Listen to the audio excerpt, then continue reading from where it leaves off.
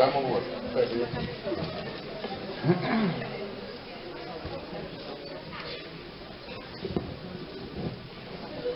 Hello, everyone. Hello. Hello, Robert.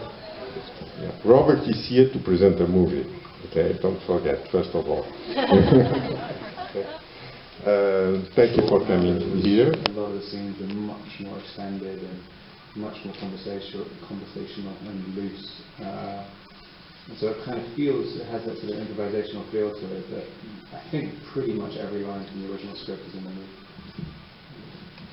You know, everyone in China said that you deserve to have a prize with this film because you are really very impressive, you know.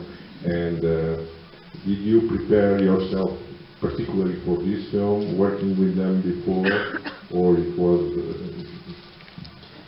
I mean, I do a relatively similar preparation for like every single movie, but with this, it was just a good symbiosis of people and subject matter, and they're just fun people to work with, and it was just and also the thing with Josh and Benny as well, and Ronnie, the other writer. They were always really open to answering the phone whenever you had a question. I mean, they work 24/7, and so when you see that level of commitment from the filmmakers, you give a high level of commitment because you're never disappointed in them. They'll always discuss things with you.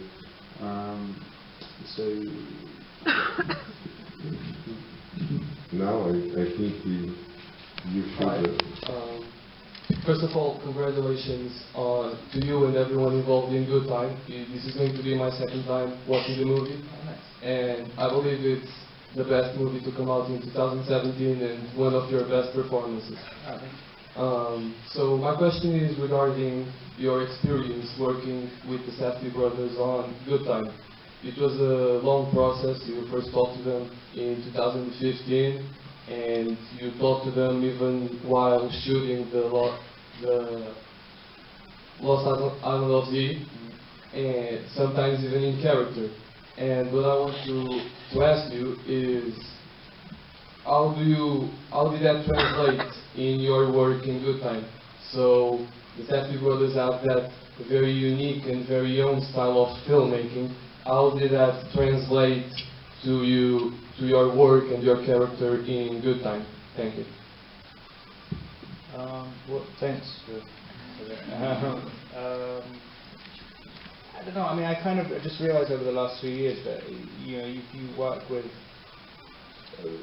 when you start choosing directors to work with, it's much easier to just completely give yourself up to them and trust in them.